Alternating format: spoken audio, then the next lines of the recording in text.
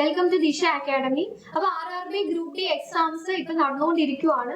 അപ്പം ഈ ഒരു എക്സാമിൽ ചോദിക്കാൻ സാധ്യതയുള്ള ക്വസ്റ്റ്യൻസ്, അതുപോലെ തന്നെ കഴിഞ്ഞ എക്സാമുകൾ കഴിഞ്ഞ ഷിഫ്റ്റുകളിലൊക്കെ ചോദിച്ചിട്ടുള്ള ക്വസ്റ്റ്യന്റെ ആ ഒരു പാറ്റേൺ കാര്യങ്ങളൊക്കെയാണ് നമ്മൾ നോക്കാനായിട്ട് പോകുന്നത്.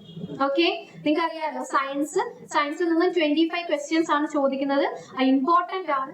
അപ്പം നമുക്ക് എങ്ങനെയാണ് ക്വസ്റ്റ്യൻസ് ചോദിക്കുന്നത്, അപ്പം അങ്ങനെയുള്ള കാര്യങ്ങളൊക്കെയാണ് നമ്മൾ ഡിസ്കസ് ചെയ്യാനായിട്ട് പോകുന്നത്. അപ്പം RRB NTPC 2026 ഈ ഒരു അടുത്ത വർഷത്തെ നമ്മൾ പുതിയൊരു ബാച്ച് സ്റ്റാർട്ട് ചെയ്തിട്ടുണ്ട്. അപ്പൊ നിങ്ങൾക്ക് ജോയിൻ ചെയ്യാൻ താല്പര്യമുള്ളവർ എന്ത് ചെയ്യുക, താഴെ കൊടുത്തിരിക്കുന്ന കോൺടാക്ട് നമ്പറിൽ എന്ത് ചെയ്യുക, കോൺടാക്ട് ചെയ്യുക. അപ്പം എന്തെങ്കിലും സംശയം ഉണ്ടെങ്കിൽ അപ്പൊ എന്തായാലും നമുക്ക് ക്ലാസ്സിലോട്ട് കടക്കാം.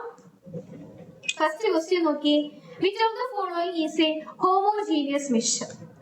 ഈ കൊടുത്തേക്കുന്നതില് ഹോമോജീനിയസ് മിക്സ്ചർ ഏതാണെന്നാണ്.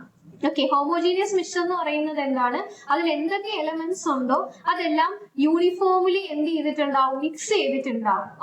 അങ്ങനെ ഒരു യൂണിഫോം മിക്സ്ചർ ഇതിൽ ഏതാണെന്നാ ചോദിച്ചിരിക്കുന്നത്. അങ്ങനെ യൂണിഫോം അല്ലെങ്കിൽ നമ്മൾ പറയുന്നത് എന്താണ്, ഹെറ്ററോജീനിയസ് മിക്സ്ചർ എന്ന് പറയും. ഹെറ്ററോജീനിയസ് മിക്സ്ചർ ഈ കൊടുത്തേക്കുന്നത് നോക്കിയേ, air, soil, milk, sand and water. Sand and water അല്ല. നമുക്ക് അതിനെ വേർതിരിച്ചെടുക്കാനായിട്ട് പറ്റും. സാൻഡ് ആൻഡ് വാട്ടർ അല്ല. മിൽക്ക് ആണെങ്കിലോ, മിൽക്ക് എന്ന് പറയുന്ന ഒരു മിക്സ്ചർ ആണ്. അതില് എന്താണ്, ഈ പ്രോട്ടീൻസ് ഉണ്ടാവും, കാർബോഹൈഡ്രേറ്റ്സ് ഉണ്ടാവും. ഇതെല്ലാം യൂണിഫോംലി അല്ല മിക്സ് ചെയ്തിട്ടുള്ളത്. അപ്പം മിൽക്ക് എന്തല്ല, ഒരു യൂണിഫോം അല്ലെങ്കിൽ ഒരു ഹോമോജീനിയസ് മിക്സ്ചർ അല്ല. സോയിൽ അല്ല, ഉറപ്പാണ്. അപ്പൊ പിന്നെ ആരാണ്, എയർ. എയറിലുള്ള എലമെന്റ്സ് എല്ലാം യൂണിഫോംലി ആണ്.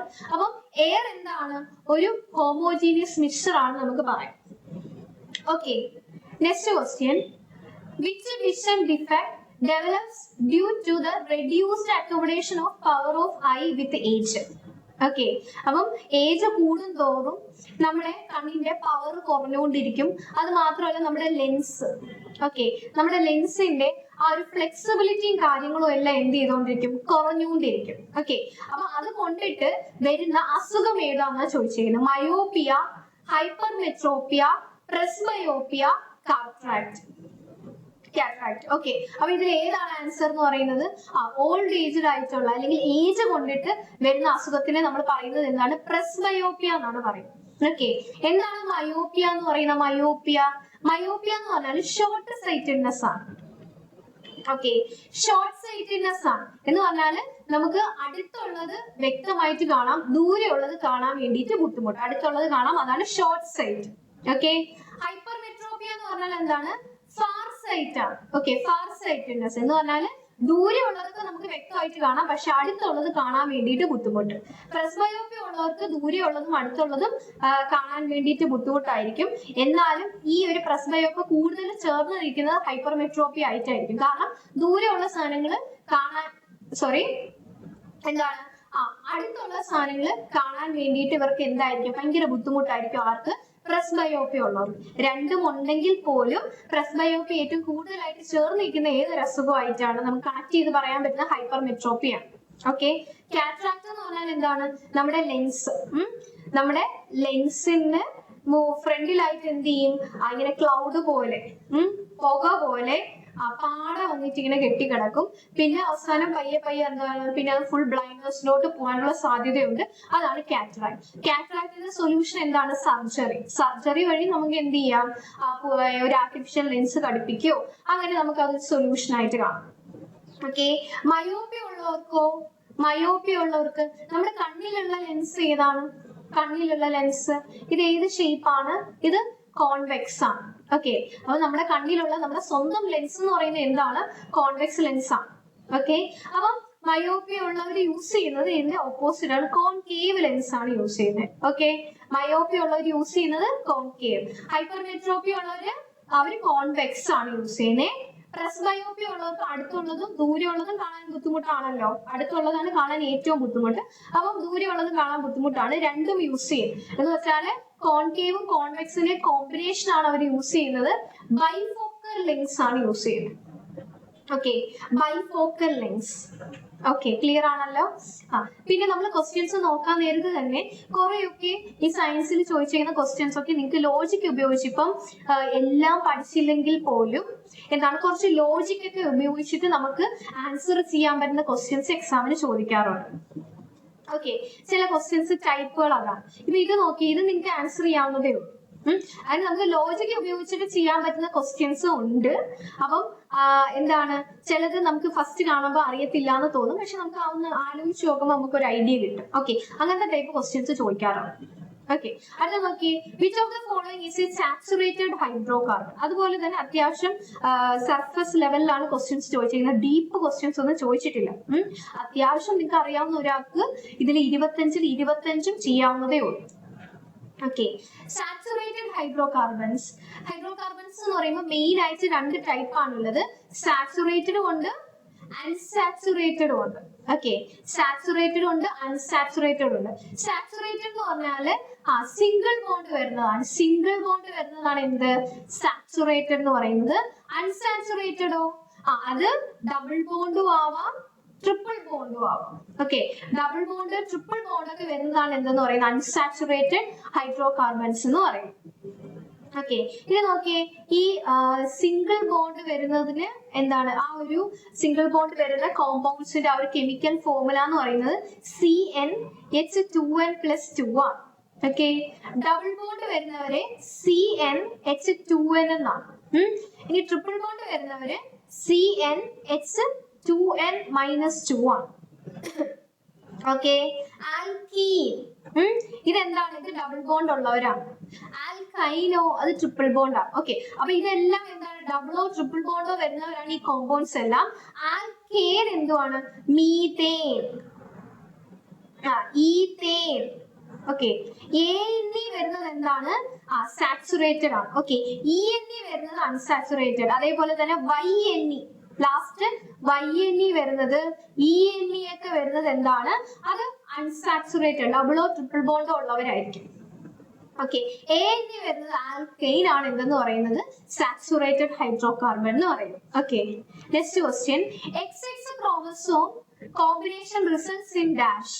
XX ക്രോമസോം എന്ന് പറയുന്നത് ആരെയാണ് കാണിക്കുന്നത്, XX. ഓക്കെ, നോക്കിയേ, നമ്മുടെ ഹ്യൂമൻ ബോഡിയിൽ മൊത്തം 46 ക്രോമസോംസ് ഉണ്ട്. ഇതിനെ നമ്മൾ റെപ്രസെന്റ് ചെയ്യുന്നത് 44+XX എന്നാണ്, അല്ലെങ്കിൽ 44+XY എന്നാണ്. ഇത് ആരെയാ കാണിക്കുന്നേ, ഫീമെയിൽ ആണ്. XY ആരുടെയാണ്, മെയിലാണ്. ഓക്കെ, രണ്ടും X വരുന്നത് നോക്കി, ഈ 44 എന്ന് പറയുന്നത് 2 പേർക്ക്, മെയിൽ ആണെങ്കിലും ഫീമെയിൽ ആണെങ്കിലും സെയിം ആണ്. ഇതിന് ഓട്ടോസോംസ് എന്നാ പറയുന്നത്, ഓട്ടോസോംസ്. ഓക്കെ, ഇനി അല്ലാണ്ട് നോക്കി 45, 46. ഓക്കെ, 45, 46. ഈ രണ്ടാമത് എഴുതി വെച്ചേക്കുന്നത് എന്തുവാണ്, സെക്സ് ക്രോമസോംസ് ആണ്, സെക്സ് ക്രോമസോം. ഓക്കെ, ആ സെക്സ് ക്രോമസോം ആണ് ഇവിടെയും കൊടുത്തത്. XX വരുന്നത് ആരെയാണ് കാണിക്കുന്നത്, ഫീമെയിലിനെയാണ്. XY ആണെങ്കിൽ അത് ആരായി പോയിരുന്നു, മെയിലാണ്. ഓക്കെ, അപ്പൊ നമ്മുടെ ആൻസർ എന്താണ്, ഫീമെയിൽസ് ആണ്. അപ്പൊ XX ക്രോമസോം വരുന്നത് ആർക്കാണ്, ഫീമെയിൽസിനാണ്. Okay, next question, what is the main reason behind thinking ability in human brain. Okay, ഇത് നോക്കി, ഈ ഒരു ക്വസ്റ്റ്യൻ നിങ്ങൾക്ക് ലോജിക് ഉപയോഗിച്ച് ചെയ്യാൻ പറ്റുന്ന ക്വസ്റ്റ്യൻ ആണ്. ഓക്കെ, ഈ ഒരു ടൈപ്പ് എക്സാമിന് ചോദിച്ചിട്ടുള്ളതാണ്. തിങ്ക് ചെയ്യാൻ വേണ്ടിയുള്ള ability human brain, blood vessels കൊടുത്തിട്ടുണ്ട്, മൾട്ടിപ്പിൾ ന്യൂറോൺസ്, അതേപോലെ തന്നെ സിനാപ്റ്റിക് കണക്ഷൻസ് കൊടുത്തിട്ടുണ്ട്, ബോഡി സൈസ്, ബ്ലഡ് വെസൽസ്. ഇതിന് ലോജിക് ഉപയോഗിച്ച് ചെയ്യാവുന്നതല്ലേ ഉള്ളൂ. ബ്ലഡ് വെസൽസിൽ പ്രത്യേകം എന്തെങ്കിലും കാര്യമുണ്ടോ, ബോഡി സൈസ് വെച്ചിട്ട് നമ്മുടെ തിങ്കിങ് എബിലിറ്റി കൂടോ, ഇല്ല. RBC, റെഡ് ബ്ലഡ് സെൽസ് വെച്ചിട്ട് എന്തെങ്കിലും തിങ്കിങ് എബിലിറ്റി കൂടോ, ഇല്ലല്ലോ. അപ്പൊ കൂടി നമുക്ക് ഹ്യൂമൻ ബ്രെയിനുമായിട്ട് കണക്ട് ചെയ്യാൻ പറ്റുന്നത് ആരാണ്, ന്യൂറോൺസ്. അതറിഞ്ഞിരിക്കണം. ഓക്കെ, ഹ്യൂമൻ ബോഡിയിൽ നമ്മുടെ ബ്രെയിനിന്റെ സെൽസ് ഏതാന്ന് ചോദിച്ചു കഴിഞ്ഞാൽ ആരാണ്, ന്യൂറോൺസ് ആണ്. ന്യൂറോൺസിന്റെ ഇത്രയും കണക്ഷൻസ് ഉള്ളതുകൊണ്ടാണ് നമുക്ക് ആ ഒരു തിങ്ക് ചെയ്യാൻ പറ്റുന്നത്, ആ ഒരു എബിലിറ്റി നമുക്ക് കിട്ടുന്നത്. ഓക്കെ, അപ്പൊ B ഓപ്ഷൻ ആണ് ആൻസർ. ഓക്കെ, ഇതേപോലത്തെ ക്വസ്റ്റ്യൻസ് ചോദിക്കാറുണ്ട്. ഇത് നിങ്ങൾ എല്ലാം പഠിച്ചാലേ ഇങ്ങനത്തെ ഒരു ക്വസ്റ്റ്യൻ എഴുതാൻ പറ്റുള്ളൂ എന്നില്ല. നമ്മുടെ പക്ഷെ ഒരു മിനിമം ഒരു നിങ്ങൾക്ക് ബേസിക് ഒരു ഐഡിയ ഉണ്ടാവണം. ന്യൂറോൺസ് എന്ന് പറയുന്ന സാധനം ബ്രെയിനിലാണെന്ന്. ന്യൂറോൺസ് എന്ന് പറയുന്നത് ഹ്യൂമൻ ബോഡിയിലെ ഏറ്റവും നീളം കൂടിയ സെല്ലാണ്. നമ്മുടെ തലച്ചോറും അതേപോലെ തന്നെ നമ്മുടെ സ്പൈനൽ കോഡിലേക്ക് ഉണ്ടാക്കിയിരിക്കുന്നത് ന്യൂറോൺസ് വെച്ചാണ് ഓർത്തിരിക്കാം. ഓക്കെ, അപ്പം അതിന്റെയൊക്കെ കണക്ഷൻസ് കൊണ്ടിട്ടാണ് നമുക്കൊരു തിങ്കിങ് എബിലിറ്റി വരുന്നത്. അപ്പൊ ഈ ഒരു ക്വസ്റ്റ്യൻ നിങ്ങൾക്ക് ലോജിക് ഉപയോഗിച്ച് ചെയ്യാവുന്നതേ ഉള്ളൂ. ഇങ്ങനത്തെ ടൈപ്പ് ചോദിക്കാറുണ്ട്. അപ്പം ആദ്യമേ വായിച്ചു നോക്കുമ്പോൾ അയ്യോ മൊത്തത്തിൽ കൺഫ്യൂഷൻ അങ്ങനെ എന്താ മീൻസ് എന്താണ് ആൻസർ ചെയ്യാണ്ടിരിക്കരുത്. ഓക്കെ, ചിന്തിച്ചു നോക്കാം ചെയ്യാൻ പറ്റുന്നുണ്ടോ. Okay, next question. In the absence of oxygen, breakdown of glucose occurs by. Oxygen ഇല്ലാണ്ടിരിക്കുന്ന സമയത്ത് ഗ്ലൂക്കോസിന്റെ ബ്രേക്ക് ഡൗൺ നടക്കുന്നുണ്ട്. ഓക്സിജൻ ഉള്ളപ്പോഴും നടക്കുന്നുണ്ട്, ഇല്ലാണ്ടും നടക്കുന്നുണ്ട്. അത് ഏതാണെന്നാ ചോദിച്ചേക്കുന്നത്. Aerobic respiration, photosynthesis, anaerobic respiration, glycogen formation. ഏതാണ്? നമ്മുടെ ബോഡിയിലൊക്കെ ഓക്സിജൻ ഇല്ലാണ്ടിരിക്കുന്ന സമയത്ത് എന്താണ് സംഭവിക്കുന്നത്? ആദ്യം ഈ ഇരിക്കുന്ന ഗ്ലൂക്കോസ് ഒരു ആസിഡ് ആവും. പൈറൂവിക് ആസിഡ് എന്ന് പറയും. പൈറൂവിക് ആസിഡ് അല്ലെങ്കിൽ നമുക്ക് പൈറുവേറ്റ് എന്നും പറയാം. പൈറുവേറ്റ്. ഓക്കെ, വീണ്ടും ഓക്സിജൻ ഇല്ലാണ്ടിരിക്കുന്ന സമയത്ത് ഇത് എന്ത് ചെയ്യും? ഇതൊരു വീണ്ടും വേറൊരു ആസിഡ് ആയിട്ട് കൺവേർട്ട് ചെയ്യും. അതിനെ പറയുന്നത് ലാക്റ്റിക് ആസിഡ് എന്നാണ്. ഓക്കെ, ഞാനിപ്പോ എഴുതി വെച്ചേക്കുന്നത് എന്തുവാന്ന് അറിയാവോ? അനേറോബിക് റെസ്പിറേഷൻ ആണ്. അനേറോബിക് റെസ്പിറേഷനിൽ നടക്കുന്ന സ്റ്റെപ്പ് ആണിത്. എന്ത്? ഗ്ലൂക്കോസ് പൈറൂവിക് ആസിഡ് ആവും, പിന്നെ അത് ലാക്റ്റിക് ആസിഡ് ആവും. നമ്മുടെ ബോഡിയിലെ കാര്യമാണ് പറയുന്നത്. ഈ ലാക്റ്റിക് ആസിഡ് എവിടെയാണോ അടിയുന്നത്, ആ അടിഞ്ഞു കൂടുന്നിടത്ത് നമുക്ക് നല്ല പെയിൻ എടുക്കും. അതാണ് നമ്മൾ മസിൽ ക്രാംസ് എന്നൊക്കെ പറയുന്നത്. ഓക്കെ, അപ്പം നമ്മുടെ ആൻസർ എന്താണ്? ഓക്സിജന്റെ ആബ്സെൻസിൽ ഗ്ലൂക്കോസ് ബ്രേക്ക് ഡൗൺ ചെയ്യുന്നത് ഏതൊരു പ്രോസസ്സ് വഴിയാണ്? അനേറോബിക് റെസ്പിറേഷൻ വഴിയാണ്. ക്ലിയർ ആണോ? അതേപോലെ തന്നെ നമുക്ക് അനേറോബിക് റെസ്പിറേഷനിൽ പറയാൻ പറ്റുന്നതാണ് ഫെർമെന്റേഷൻ. ഫെർമെന്റേഷൻ നിങ്ങൾക്ക് അറിയാം. എന്താണ്? ഈ വൈനും കാര്യങ്ങളൊക്കെ ഉണ്ടാക്കാറില്ലേ? എന്താണ്? ഗ്രേപ്സ് എടുക്കും, അതിലെന്ത് നമ്മൾ എക്സ്ട്രാ ഒരു സാധനം കൂടെ ആഡ് ചെയ്യും. എന്താണ്? ഈസ്റ്റ്. ഓക്കെ, അപ്പം ഈ ഫെർമെന്റേഷൻ നടക്കാൻ നമ്മൾ ആരുടെ സഹായം കൂടെ വേണം? ഈസ്റ്റ് എന്ന് പറയുന്ന ഫംഗസിന്റെ സഹായം കൂടെ വേണം. ഓക്കെ, അപ്പം നമ്മൾ ആ ഒരു ഗ്ലൂക്കോസ്, ഗ്രേപ്പ് എന്ന് പറയുമ്പോൾ ഗ്രേപ്സിൽ എന്തുണ്ട്? ഗ്ലൂക്കോസ് ഉണ്ട്. ഓക്കെ, ആ ഗ്ലൂക്കോസ് ഓക്സിജൻ ഇല്ലാണ്ടിരിക്കുവാണ്, അവിടെ ഈസ്റ്റ് കൊണ്ട് റിയാക്ഷൻസ് നടക്കും. എന്ത് ചെയ്യും? ഈ ഗ്ലൂക്കോസ് ഓക്സിജൻ ഇല്ലാതിരിക്കുമ്പോൾ ഗ്ലൂക്കോസ് എന്തായി മാറും? എത്തനോൾ. ഓക്കെ, C2H5OH ആയി മാറും. കൂടെ കാർബൺ ഡൈ ഓക്സൈഡ് ഒക്കെ ഉണ്ടാവുന്നുണ്ട്, എനർജി ഒക്കെ ഉണ്ടാവുന്നുണ്ട്. അപ്പൊ എന്തായിട്ട് കൺവേർട്ട് ചെയ്യുന്നുണ്ട്? ആൽക്കഹോൾ ആവുന്നുണ്ട്. ആൽക്കഹോൾ. ഓക്കെ, ഇത് രണ്ടും എനേറോബിക് റെസ്പിറേഷൻ തന്നെയാണ്. ഓക്കെ, ക്ലിയർ ആണല്ലോ? ഇത് നമ്മുടെ ഹ്യൂമൻ ബോഡിയിലാണ് ഈ ലാക്റ്റിക് ആസിഡിന്റെ കാര്യം പറയുന്നത്. ഇതല്ലാണ്ട് കോമൺ ആയിട്ട് നമ്മൾ എനേറോബിക് റെസ്പിറേഷന്റെ ഒരു സ്റ്റെപ്പ് ആയിട്ട് പറയുന്നതാണ് എന്ത്? ഫെർമെന്റേഷൻ എന്ന് പറയുന്നത്. Okay, next question. Aquatic animals use which form of oxygen from respiration? ഇതും ലോജിക് ഉപയോഗിച്ച് എഴുതാവുന്നതേ ഉള്ളൂ. വെള്ളത്തിൽ ഉള്ള ജീവികളാണല്ലോ അക്വാട്ടിക് അനിമൽസ്. അവര് റെസ്പിറേഷന് വേണ്ടിയിട്ട് ഏത് ഫോം ആണ് ഉപയോഗിക്കുന്നത്? ഫ്രീ ഓക്സിജൻ ഗ്യാസ് വെള്ളത്തിന്റെ അടിയിലാണെന്ന് ഓർക്കണം. ഇനി ഡിസോൾഡ് ഓക്സിജൻ, നൈട്രോജൻ ആണോ അതോ കാർബൺ ഡൈ ഓക്സൈഡ് ആണോ? വിച്ച് ഫോം ഓഫ് ഓക്സിജൻ എന്നാ ചോദിച്ചേക്കുന്നത്. അപ്പൊ പിന്നെ നൈട്രോജൻ നോക്കേണ്ട ആവശ്യമില്ല, കാർബൺ ഡൈ ഓക്സൈഡ് നോക്കേണ്ട ആവശ്യമില്ല. വെള്ളത്തിന്റെ അടിയിലാണെങ്കിൽ പിന്നെ ഫ്രീ ഓക്സിജൻ ഗ്യാസ് നമുക്ക് പറയാൻ പറ്റുമോ? എന്തുവാ? Dissolved oxygen. വെള്ളത്തിൽ ഡിസോൾഡ് ആയിട്ടുള്ള ഓക്സിജൻ ആയിരിക്കുമല്ലോ അക്വാട്ടിക് അനിമൽസ് എന്ത് ചെയ്യുക? യൂസ് ചെയ്യുക. ഇതും ലോജിക് ഉപയോഗിച്ച് നമുക്ക് ആൻസർ ചെയ്യാവുന്ന ക്വസ്റ്റ്യൻ ആണ്. ഓക്കെ, ക്ലിയർ ആണോ? അപ്പൊ ഇങ്ങനത്തെ ടൈപ്പ് ചോദിക്കാറുണ്ട്, അത് നിങ്ങൾ നോക്കിയാൽ മതി. അടുത്തത്, if weight on earth is 24 Newton, what will be the weight on moon? എർത്തില് 24 newton ആണ് വെയിറ്റ് എങ്കിൽ എന്ന് പറഞ്ഞാൽ വെയിറ്റ് എന്ന് പറഞ്ഞാൽ എന്ത് തന്നെയാണ്? ഫോഴ്സ് തന്നെയാണ്. അതാണ് ന്യൂട്ടൺ യൂണിറ്റ് ആയിട്ട് കൊടുത്തേക്കുന്നത്. ഓക്കെ, അങ്ങനെയാണെങ്കിൽ മൂണിലുള്ള വെയിറ്റ് എത്ര? മൂണിലുള്ള വെയിറ്റ് എത്രയാണ്? മൂണിലുള്ള വെയിറ്റ് എന്ന് പറയുന്നത് എർത്തിലുള്ള വെയിറ്റിന്റെ 1/6 ആണ്. ഓക്കെ, എർത്തിലുള്ള വെയിറ്റിന്റെ 1/6 ആണ് എന്ത്? മൂണിലുള്ള വെയിറ്റ് എന്ന് പറയുന്നത്. അപ്പൊ എത്ര വരും? എർത്തിൽ ഓൾറെഡി തന്നിട്ടുണ്ട് 24 ഡിവൈഡ് ബൈ 6 എത്ര വരും? 4 ന്യൂട്ടൺ. ഓക്കെ, 4 ന്യൂട്ടൺ ആണ് എന്തെന്ന് പറയുന്നത്? നമ്മുടെ ആൻസർ എന്ന് പറയുന്നത്. Okay, next question. The slope of displacement time graph represents dash. Okay, ഇങ്ങനത്തെ ഒരു ക്വസ്റ്റ്യൻ എക്സാമിന് ചോദിച്ചിട്ടുണ്ട്. പല ഷിഫ്റ്റില് പലത് ഇങ്ങനെ മാറ്റി ചോദിച്ചിട്ടുണ്ട്. ഓക്കെ, അപ്പം ആ ഒരു പോർഷൻ നിങ്ങൾ കൃത്യമായിട്ട് പഠിച്ചിരിക്കുക. Slope of displacement time graph represent. Okay, അപ്പം ഡിസ്പ്ലേസ്മെന്റ് ടൈം ഗ്രാഫിന്റെ സ്ലോപ്പ് ആണ് വേണ്ടത്. സ്ലോപ്പ് എന്ന് പറഞ്ഞു കഴിഞ്ഞാൽ നിങ്ങൾ എന്ത് ചെയ്യുക? രണ്ടും കൂടെ ഡിവൈഡ് ചെയ്യും. സ്ലോപ്പ് എന്ന് പറഞ്ഞാൽ രണ്ടും കൂടെ ഏത് എളുപ്പ വഴിയാണ് പറയുന്നത്. സ്ലോപ്പ് എന്ന് പറഞ്ഞാൽ അവിടെ എന്ത് ചെയ്യുക, രണ്ടും കൂടെ ഡിവൈഡ് ചെയ്യുക എന്ന് പറഞ്ഞാൽ displacement by time. Displacement by time. Displacement by time നിങ്ങൾക്ക് എന്ത് കിട്ടും? ഡിസ്പ്ലേസ്മെന്റ് ടൈം എന്തുവാ? വെലോസിറ്റി. അപ്പൊ നമ്മുടെ ആൻസർ എന്താണ്? വെലോസിറ്റി ആണ് ആൻസർ എന്ന് പറയും. ഓക്കെ, അപ്പം ഒരു ഡിസ്പ്ലേസ്മെന്റ് ടൈം ഗ്രാഫിന്റെ സ്ലോപ്പ് എടുത്തു കഴിഞ്ഞാൽ നിങ്ങൾക്ക് കിട്ടുന്നത് എന്തായിരിക്കും? വെലോസിറ്റി ആയിരിക്കും. ഓക്കെ, ഇനി അടുത്തത് നമ്മൾ വെലോസിറ്റി ടൈം ഗ്രാഫ് എടുക്കുവാന്ന് വിചാരിക്കാം. ഓക്കെ, വെലോസിറ്റി ടൈം ഗ്രാഫിന്റെ സ്ലോപ്പ് കണ്ടുപിടിക്കാൻ പറയണം. അപ്പൊ എന്ത് ചെയ്യണം? Okay, velocity by time. Velocity by time എന്താണ്? ആക്സിലറേഷൻ. ഓക്കെ, സ്ലോപ്പ് എടുക്കാൻ പറഞ്ഞാൽ രണ്ടും കൂടെ എന്ത് ചെയ്യണം? ഡിവൈഡ് ചെയ്യണം. ഓക്കെ, ടൈമിന് എപ്പോഴും നമ്മൾ എന്താണ് ഡിനോമിനേറ്ററിലായിരിക്കും ഇടുക. അപ്പൊ നമുക്ക് കിട്ടുന്നത് എന്തായിരിക്കും? Change in velocity by time ആണ് എന്തെന്ന് പറയുന്നത്? ആക്സിലറേഷൻ എന്ന് പറയുന്നത്. അപ്പൊ സ്ലോപ്പ് എടുത്താൽ നമുക്ക് കിട്ടാൻ പോകുന്നത് എന്തായിരിക്കും? ആക്സിലറേഷൻ ആയിരിക്കും. ഓക്കെ, ഇനി ഈ ഒരു വെലോസിറ്റി ടൈം ഗ്രാഫിന്റെ തന്നെ ഏരിയ കണ്ടുപിടിക്കാൻ പറയുവാണ് എക്സാമിന്. അപ്പൊ എന്ത് ചെയ്യണം? രണ്ടും കൂടെ മൾട്ടിപ്ലൈ ചെയ്യണം. ഓക്കെ, സ്ലോപ്പ് എടുക്കാൻ പറഞ്ഞാൽ രണ്ടും കൂടെ ഡിവൈഡ് ചെയ്യണം. ഏരിയ എടുക്കാൻ പറഞ്ഞാൽ രണ്ടും കൂടെ എന്ത് ചെയ്യണം? മൾട്ടിപ്ലൈ ചെയ്യണം. വെലോസിറ്റി ഇൻറ്റു ടൈം എന്താണ്? ഡിസ്പ്ലേസ്മെന്റ്. ഓക്കെ, ഡിസ്പ്ലേസ്മെന്റ് എന്ന് പറയുന്നത് എന്താണ്? വെലോസിറ്റി ഇൻറ്റു ടൈം ആണ്. അപ്പൊ വെലോസിറ്റി ടൈം ഗ്രാഫിന്റെ സ്ലോപ്പ് ഒഴിച്ചു കഴിഞ്ഞാൽ ആക്സിലറേഷൻ, ഏരിയ ഒഴിച്ചു കഴിഞ്ഞാൽ എന്താണ്? ഡിസ്പ്ലേസ്മെന്റ്. ഓക്കെ, അതേപോലെ ചുമ്മാ ഞാൻ ഒന്നും കൂടെ പറയുവാണ്. ആക്സിലറേഷൻ ടൈം ഗ്രാഫ്, ഇതിന്റെ ഏരിയ കണ്ടുപിടിക്കാൻ പറഞ്ഞാൽ എന്തോ കിട്ടും? ആക്സിലറേഷൻ ടൈം ഗ്രാഫിന്റെ ഏരിയ കണ്ടുപിടിക്കാൻ പറഞ്ഞാൽ എന്ത് കിട്ടും?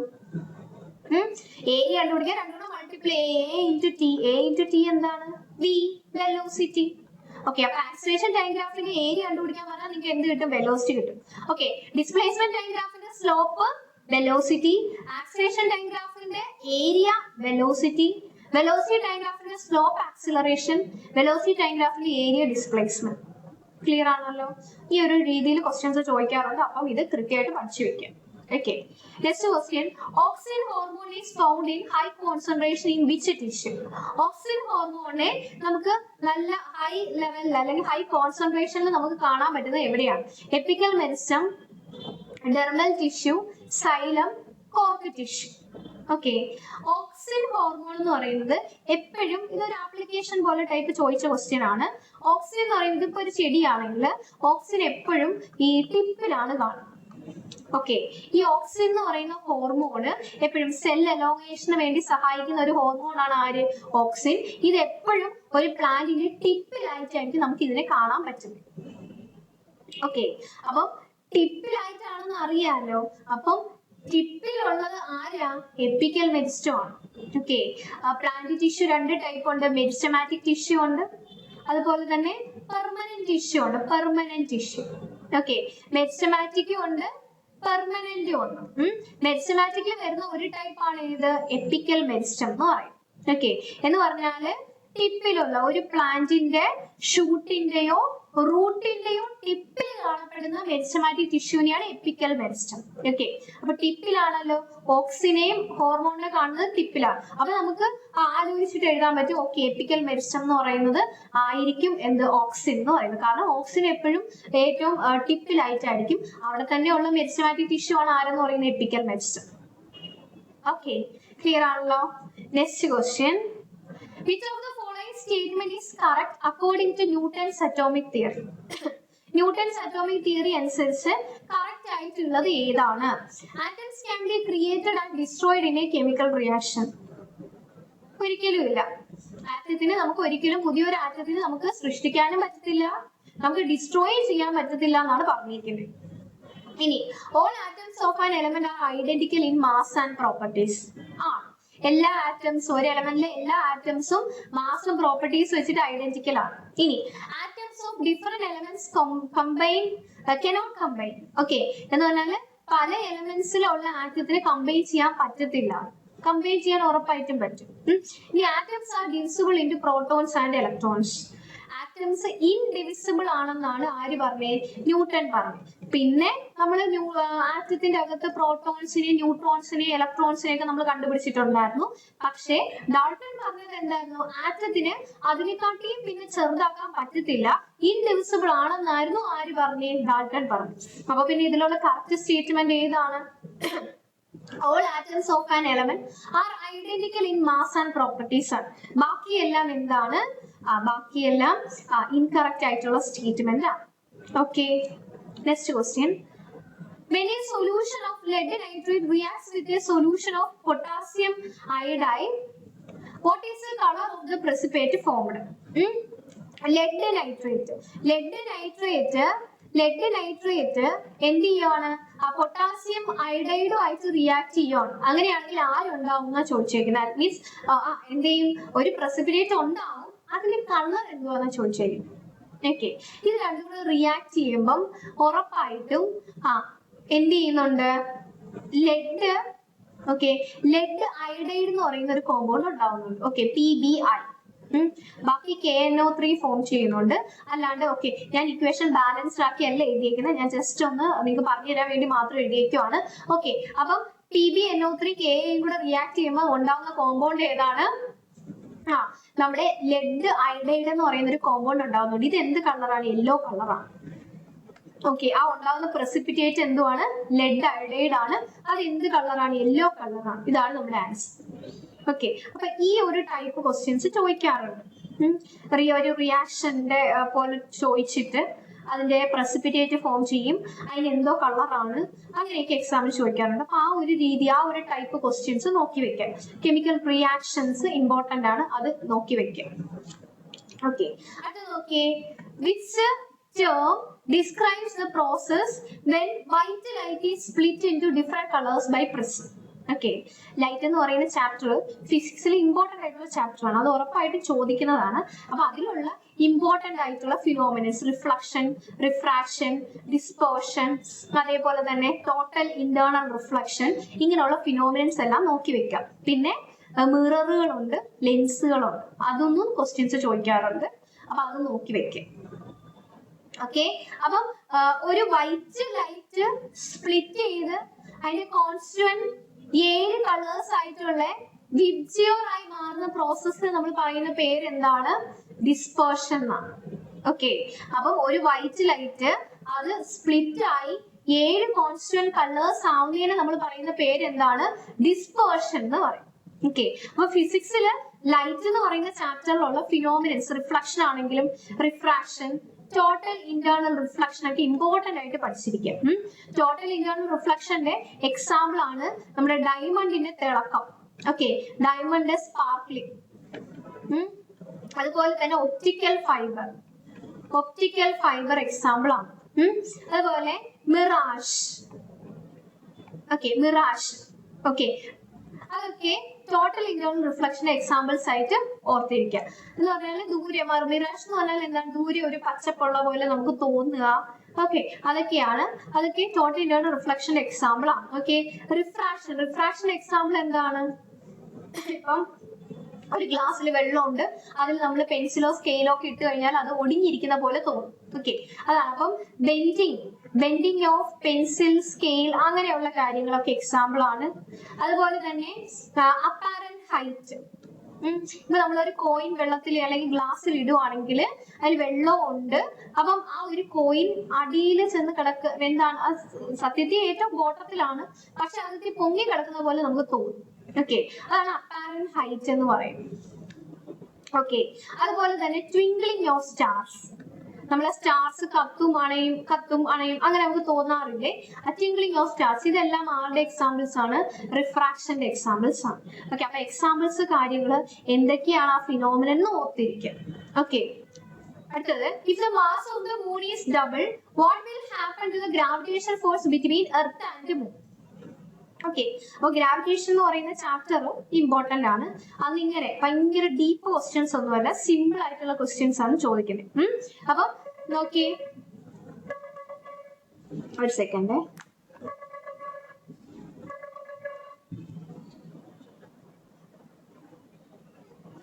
ഓക്കെ, അപ്പം നമ്മുടെ മൂണിന്റെ മാസ് ഡബിൾ ചെയ്യുവാണ്. അങ്ങനെയാണെങ്കിൽ എർത്തും മൂണിന്റെയും ഇടയിലുള്ള ഗ്രാവിറ്റേഷൻ ഫോഴ്സ് എങ്ങനെയാണ്? നോക്കിയേ, ഗ്രാവിറ്റേഷൻ ഫോഴ്സ് F എന്ന് പറയുന്നത് Gm1m2/r² ആണ്. ഓക്കെ, ഇതാണ് ഗ്രാവിറ്റേഷൻ ഫോഴ്സ്. ഈ G എന്ന് പറയുന്നത് ആരാണ്? നമ്മുടെ ഗ്രാവിറ്റേഷണൽ കോൺസ്റ്റന്റ് ആണ്.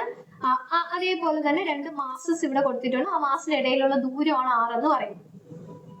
ഓക്കെ, ഈ ഗ്രാവിറ്റേഷണൽ കോൺസ്റ്റന്റ് വാല്യൂ എന്താണ്? 6.67 into 10⁻⁻11 ആണ് എന്തെന്ന് പറയുന്നത്? ഗ്രാവിറ്റേഷണൽ കോൺസ്റ്റന്റിന്റെ വാല്യൂ എന്ന് പറയുന്നത്. ഓക്കെ ആണല്ലോ. ഇനി നോക്കിയേ, നമ്മളെ മാസ്, നമ്മുടെ മൂണിന്റെ മാസ് എന്ത് ചെയ്തു? ഡബിൾ ചെയ്തു. അപ്പം നമ്മുടെ M1 എന്ന് പറയുന്ന എർത്ത് ആണെന്ന് വിചാരിക്കുക, M2 എന്ന് പറയുന്നത് നമ്മുടെ മൂണാണെന്ന് വിചാരിക്കുക. ഓക്കെ, അപ്പൊ നോക്കിയേ, G M1 മാറ്റമൊന്നുമില്ല, M2 എന്തായി? 2M2 ആയി divided by R². Okay, F = 2 ഞാൻ ഫ്രണ്ടിൽ കൊണ്ടുവരാൻ, G M1 M2 by R² ആയി. ഓക്കെ, ക്ലിയർ ആണോ? അപ്പൊ 2 ടൈംസ് ആയി. അപ്പം നോക്കിയേ, നമ്മുടെ ഫോഴ്സ് ഇപ്പം എങ്ങാനും മൂന്ന് ഡബിൾ ആവുകയാണ്, മാസ് ഡബിൾ ആവുകയാണെങ്കിൽ ഫോഴ്സ് എന്ത് ചെയ്യും? ഫോഴ്സും അതേപോലെ എന്ത് ചെയ്യും? ഡബിൾ ചെയ്യുകയാണ് ചെയ്യുന്നത്. ഓക്കെ, ഈ മാസുകളിൽ എന്തെങ്കിലും വ്യത്യാസം വന്നു കഴിഞ്ഞാൽ അത് എന്ത് ചെയ്യുന്നുണ്ട്? ഫോഴ്സിന് ഡയറക്ട്ലി പ്രൊപ്പോർഷൻ ആണ്, ഫോഴ്സും ഡബിൾ ആണ്. Okay, next question, what is the chemical formula of baking soda? Baking സോഡയുടെ കെമിക്കൽ ഫോർമുല എന്താ? ഓക്കെ, അപ്പം ഇങ്ങനത്തെ ടൈപ്പ് ക്വസ്റ്റ്യൻസ് എന്താണ് നമ്മുടെ കെമിസ്ട്രിയിൽ നിന്ന് ചോദിക്കാറുണ്ട്, അത് നോട്ട് ചെയ്ത് വെക്കാം. ബേക്കിംഗ് സോഡ, അതേപോലെ തന്നെ വാഷിംഗ് സോഡ, പിന്നെ എന്താണ് quick lime, slaked lime. Okay, ഇങ്ങനത്തെയൊക്കെ കുറച്ച് കോമ്പൗണ്ട്സിന്റെ പേരുകൾ കൃത്യമായിട്ട് പഠിച്ചു വെക്കുക. ഓക്കെ, ബേക്കിംഗ് സോഡ എന്താണ്?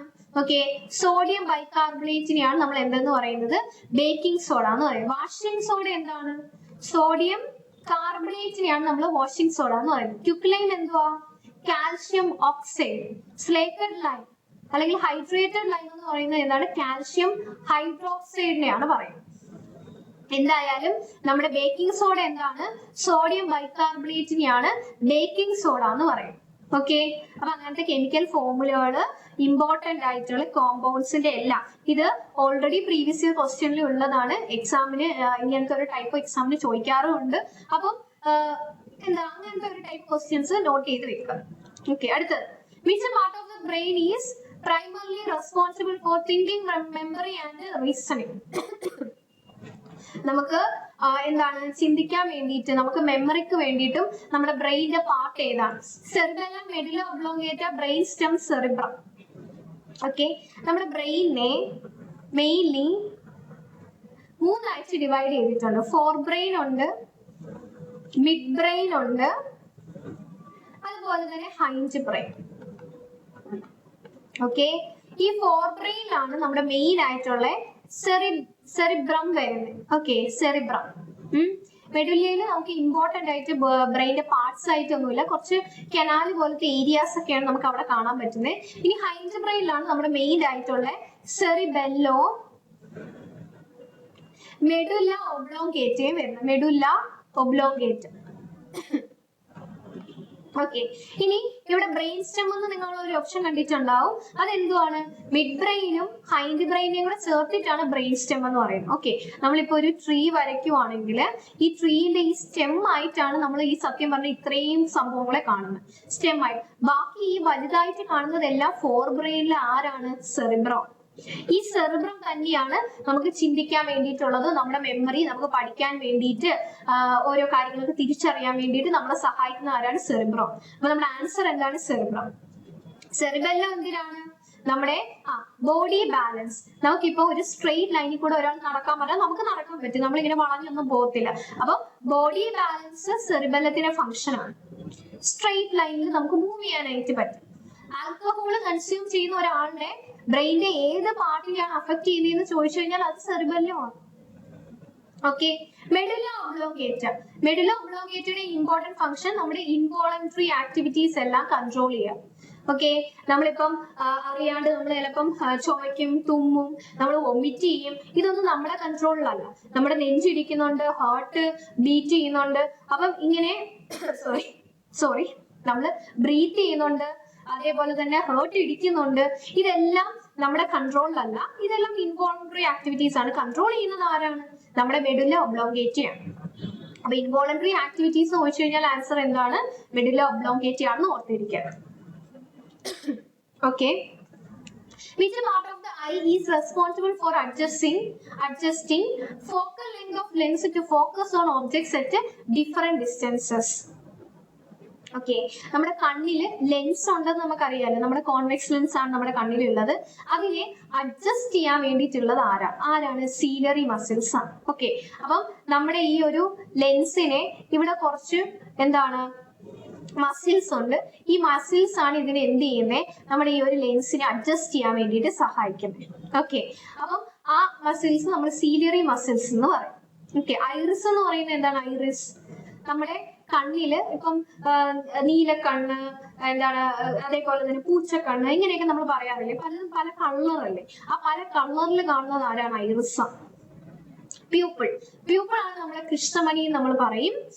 നമ്മുടെ കണ്ണിലോട്ട് എത്ര ലൈറ്റ് കയറണം എന്നൊക്കെ കൺട്രോൾ ചെയ്യുന്നത് കൃഷ്ണമണിയാണ്. ഓക്കെ, ഉള്ളിലോട്ട് എത്ര എമൗണ്ട് ലൈറ്റ് നമ്മുടെ ഉള്ളിലോട്ട് കയറണം അത് കൺട്രോൾ ചെയ്യുന്നത് ആരാണ്? പ്യൂപ്പിളാണ്. ഓക്കെ, റെറ്റിന നമ്മുടെ കണ്ണിലുള്ള ഇന്നർമോസ്റ്റ് ലെയറിനെയാണ് നമ്മൾ എന്തെന്ന് പറയുന്നത്? റെറ്റിന എന്ന് പറയും. Innermost layer. ഓക്കെ, അപ്പൊ കണ്ണുമായിട്ട് റിലേറ്റ് ചെയ്തിട്ടുള്ള കാര്യങ്ങൾ കുറച്ച് നോക്കി വെക്കുക, അതുമായിട്ട് ചോദിക്കാൻ സാധ്യതയുണ്ട്. ഓക്കെ, അപ്പൊ ഇന്നർമോസ്റ്റ് ലെയർ ആണ് റെറ്റിന എന്ന് പറയും. ഓക്കെ, അടുത്ത ക്വസ്റ്റ്യൻ. ഓക്കെ, അത് റിപ്പീറ്റ് ആണ്.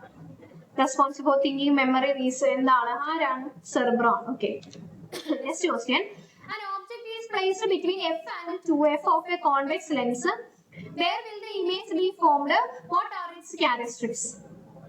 ലൈറ്റ് എന്ന് പറയുന്ന ഒരു ടോപ്പിക്കിൽ തന്നെ ക്വസ്റ്റ്യൻ ആണ്, ഇമ്പോർട്ടന്റ് ആണ്.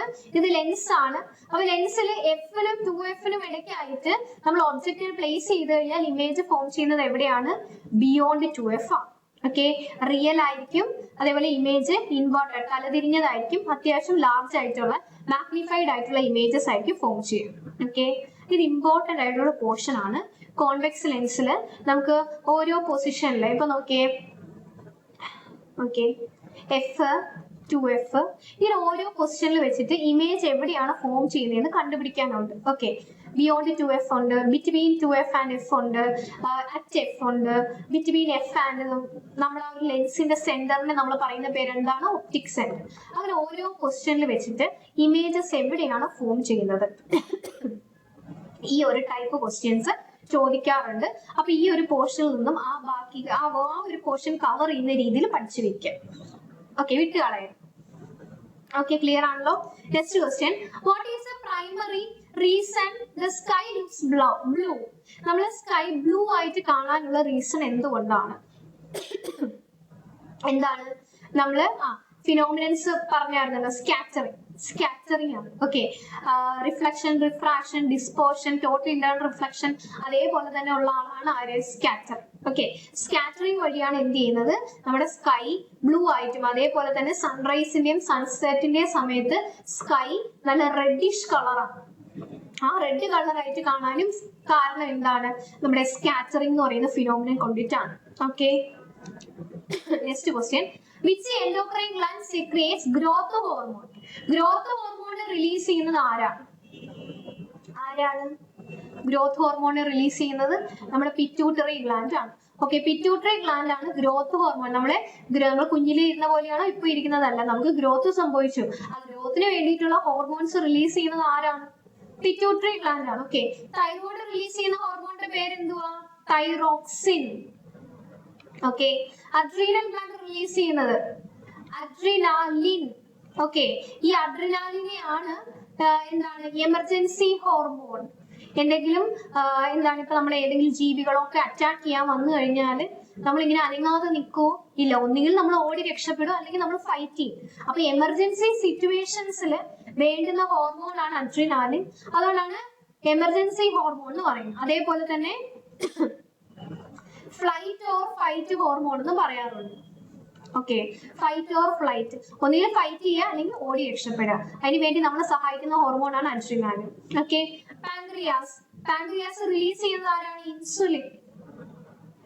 അതേപോലെ തന്നെ ഗ്ലൂക്കഗോൺ. Okay, glucagon. ഇൻസുലിൻ നമ്മുടെ ഷുഗർ ലെവൽ കുറയ്ക്കാൻ സഹായിക്കും. ഗ്ലൂക്കഗോൺ ഷുഗർ ലെവൽ കൂട്ടാൻ സഹായിക്കും. ഓക്കെ, അപ്പൊ എൻഡോക്രൈൻ സിസ്റ്റം അതിൽ വരുന്നതാണ് എൻഡോക്രൈൻ ഗ്ലാൻഡ്സ്. ആ ഗ്ലാൻഡ്സ് റിലീസ് ചെയ്യുന്ന ഹോർമോൺസ് ആണ് പറഞ്ഞത്. Okay, which of the following is an example of complex permanent tissue? Complex permanent ടിഷ്യൂവിന് എക്സാമ്പിൾ ആരാണ്?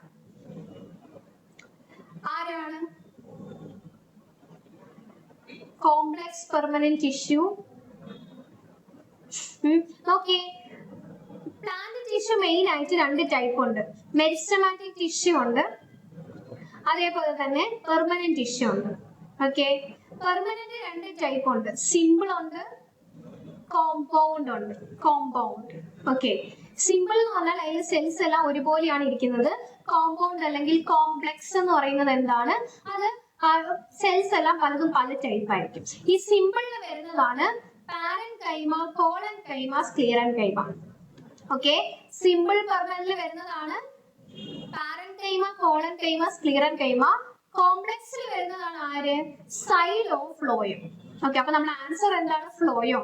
കോംപ്ലക്സിൽ വരുന്നത് ആരാണ്, സൈലോ ഫ്ലോയം. നമ്മുടെ ആൻസർ എന്താണ്, phloem. Okay, next question. What is the centre of curvature of a concave mirror located? ഒരു concave mirror. Okay, ഇതാണ് ഒരു കോൺകേവ് മിറർ എന്ന് പറയുന്നത്. ഓക്കെ, കോൺകേവ് മിററിന്റെ സെന്റർ ഓഫ് കർവേച്ചർ എവിടെയാണ് ലൊക്കേറ്റ് ചെയ്യുന്നത്? ഓക്കെ, ഇതാണ് നമ്മുടെ കോൺകേവ് മിററിന്റെ സെന്റർ. അതിനെ പോൾ എന്ന് പറയും. ഓക്കെ, ഇതൊരു സ്പിയറിൽ നിന്നുമാണ് നമ്മൾ ഈ കോൺകേവ് മിററിനെ നമ്മൾ കട്ട് ചെയ്തെടുക്കുന്നത്. ഇതാണ് ആ സ്പിയറിന്റെ സെന്റർ എന്ന് പറയുന്നത്. ഇതിന്റെ ഒത്ത നടുക്ക് ഒരു പോയിന്റ് കൂടെ ഉണ്ട്, അതാണ് ഫോക്കസ്. ഓക്കെ, അപ്പൊ what is the centre of curvature of a concave mirror എന്ന് വെച്ച് കഴിഞ്ഞാൽ ബിഹൈൻഡ് ദ മിറർ ആണോ? മിററിന്റെ പിറകെ എന്ന് പറഞ്ഞാൽ ഇവിടെയാണ്. ഇതാണ് മിററിന്റെ ഫ്രണ്ട്, ഇത് ബിഹൈൻഡ് ദ മിറർ ആണ്. ഓക്കെ, ഇതാണ് റിഫ്ലക്റ്റിംഗ് സർഫസ്. ഓക്കെ, ഈ ഒരു വശം ഞാൻ പോളിഷ് ചെയ്ത് വെച്ചേക്കുവാണ്. അപ്പൊ ഇങ്ങോട്ടൊന്നുമില്ല, ഈ ഒരു വശത്താണ് എന്ത് ചെയ്യുന്നത്, റിഫ്ലക്ഷനും കാര്യങ്ങളും എല്ലാം നടക്കുന്നത്. അപ്പൊ ഇതല്ല അറ്റ് ദ പോൾ ആണോ? വേറെ ഈസ് സെന്റർ ഓഫ് കർവേച്ചർ എന്ന് പറഞ്ഞാൽ പോളിലാണോ സെന്റർ ഓഫ് കർവേച്ചർ? അല്ല. അറ്റ് ഇൻഫിനിറ്റി ആണോ? അല്ല. In the front of the mirror at a distance of 2f from the pole. മിററിന്റെ ഫ്രണ്ടിൽ 2f ദൂരമാണെന്നാണ് പറയുന്നത്. ഓക്കെ, ഇവിടെ തൊട്ട് ഇവിടെ വരെയുള്ള ദൂരം എന്ന് വെച്ചാൽ എഫ് മുതൽ പി വരെയുള്ള ദൂരവും എഫ് മുതൽ സി വരെ ഉള്ള ദൂരവും സെയിം ആണ്. അപ്പൊ നമുക്കത് 2f ദൂരം എന്ന് പറഞ്ഞുകൂടെ? സി എഫ് ദൂരം തന്നെയാണ് എഫ് പി ദൂരം. അപ്പൊ ഈ രണ്ട് ഡിസ്റ്റൻസും സെയിം ആണ്.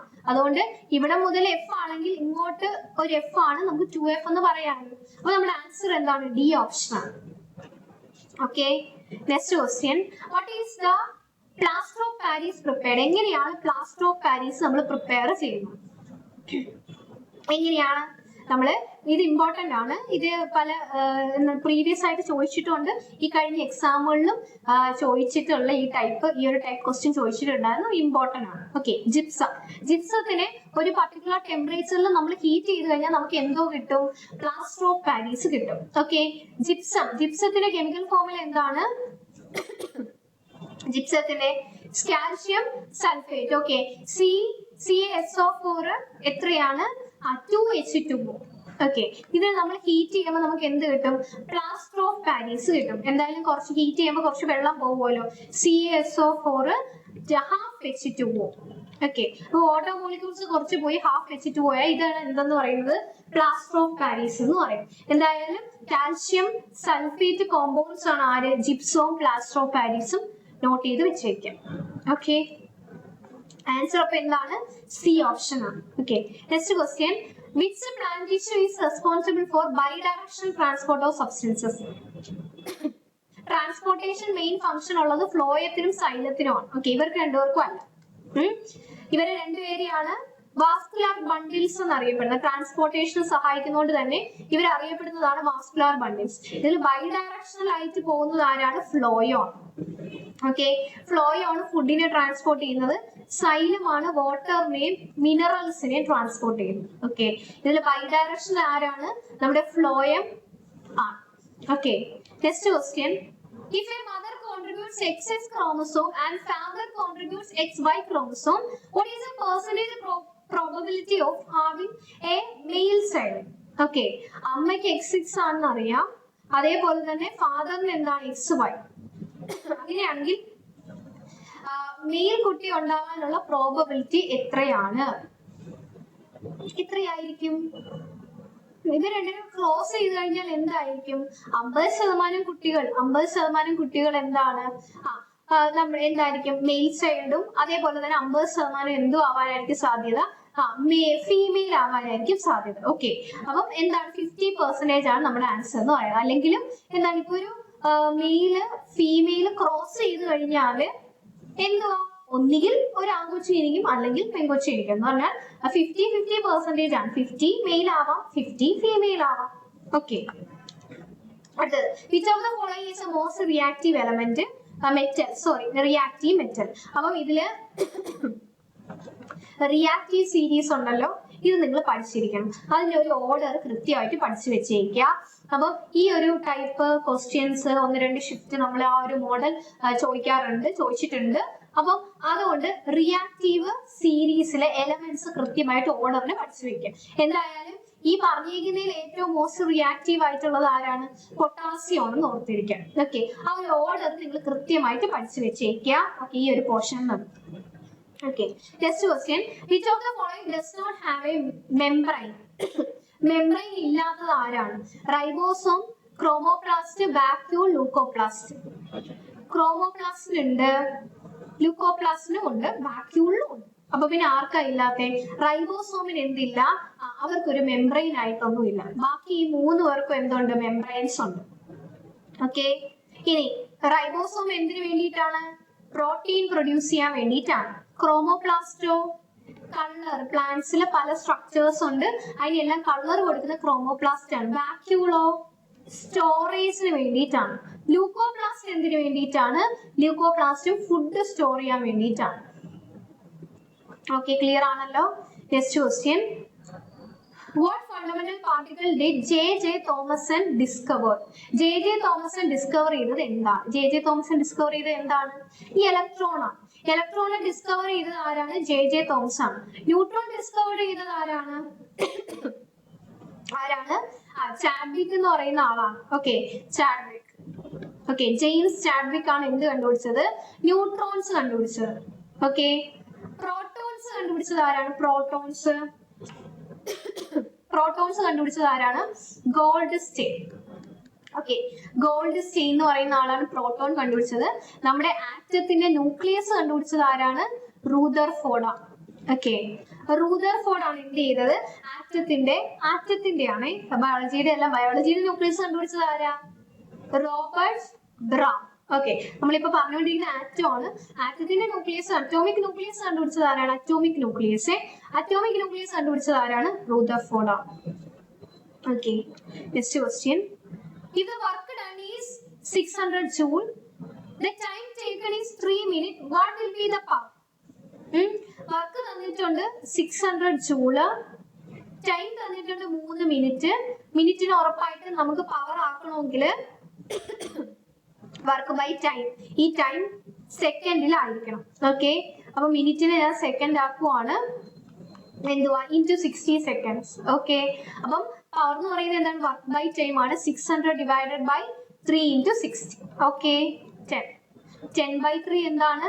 3.33 എന്ന് കിട്ടും. അപ്പൊ ആൻസർ എന്താണ്? 3.33 വാട്ട് ആണ് എന്തെന്ന് പറയുന്നത്. വാട്ട് ആണല്ലോ പവറിന്റെ യൂണിറ്റ് എന്ന് പറയുന്നത്. 3.33 വാട്ട് ആണ് നമ്മുടെ ആൻസർ എന്ന് പറയുന്നത്. Okay, next question. What are the products formed when A acid reacts with a metal carbonate? Okay, ഇപ്പൊ നമ്മളൊരു മെറ്റൽ കാർബണേറ്റ് നമ്മൾ എടുക്കുവാണ്, ഇതുമായിട്ട് ഏതെങ്കിലും ഒരു ആസിഡ് റിയാക്ട് ചെയ്യുമെന്ന് വിചാരിക്കുക. എന്തൊക്കെ ഫോം ചെയ്യും? ഇവിടെ NaCl ഫോം ചെയ്യും, വാട്ടർ ഫോം ചെയ്യും, കാർബൺ ഡയോക്സൈഡ് ഫോം ചെയ്യും. അപ്പം ഈ ഇക്വേഷൻ ഞാൻ ബാലൻസ്ഡ് ആക്കിയല്ല എഴുതിയിരിക്കുന്നത്. ഇത് എന്ത് ചെയ്യണം? ബാലൻസ് ആക്കണം. ഓക്കെ, ഉണ്ട്. ഓക്കെ, അപ്പൊ നോക്കിയേ, അപ്പം ആസിഡ് മെറ്റൽ കാർബണേറ്റുമായിട്ട് റിയാക്ട് ചെയ്യുമ്പോൾ എന്തൊക്കെ ഫോം ചെയ്യും? സോൾട്ട് ഫോം ചെയ്യും, വാട്ടർ ഫോം ചെയ്യും, കാർബൺ ഡയോക്സൈഡ് ഫോം ചെയ്യും. ഇങ്ങനെ 3 കോമ്പൗണ്ട്സ് ഫോം ചെയ്യും. ഓക്കെ, അപ്പൊ നമ്മുടെ ആൻസർ എന്താണ്? ബി ഓപ്ഷൻ ആണ് നമ്മുടെ ആൻസർ എന്ന് പറയുന്നത്. സോൾട്ട് ഫോം ചെയ്യും, വാട്ടർ ഫോം ചെയ്യും, കാർബൺ ഡയോക്സൈഡ് ഫോം ചെയ്യും. ഓക്കെ, ഞാനിത് ബാലൻസ് ചെയ്തല്ല എഴുതിയിരിക്കുന്നത്, നിങ്ങൾ എഴുതാൻ നേരത്ത് ബാലൻസ് ചെയ്ത് എഴുതും. ഓക്കെ, എന്തായാലും ഈ 3 കോമ്പൗണ്ട്സ് ആണ് ഫോം ചെയ്യുന്നത്. ഓക്കെ, ക്ലിയർ ആണല്ലോ. Next question. In a Rutherford's gold foil experiment, which positively charged particles were fired at gold foil to discover the atomic nucleus.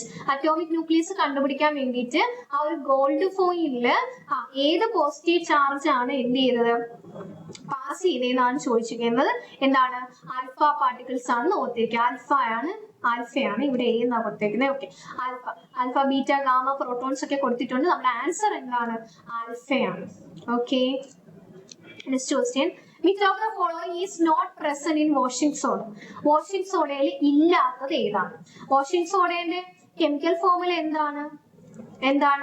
Na2CO3 ആണ്. ഓക്കെ, വാഷിംഗ് സോഡയുടെ Na2CO3 ആണ്. അതില് sodium ഉണ്ട്, നോക്കിയേ, carbon ഉണ്ട്, oxygen ഉണ്ട്. അപ്പൊ പിന്നെ ആരാ ഇല്ലാത്ത? സൾഫർ ആണ് ഇല്ലാത്ത. ഓക്കെ, ക്ലിയർ ആണോ? ഓക്കെ, അപ്പം ഈ കഴിഞ്ഞ എക്സാമ്പിളിൽ ഈ ഒരു പാറ്റേണിലാണ് ക്വസ്റ്റ്യൻസ് ചോദിച്ചേക്കുന്നത്.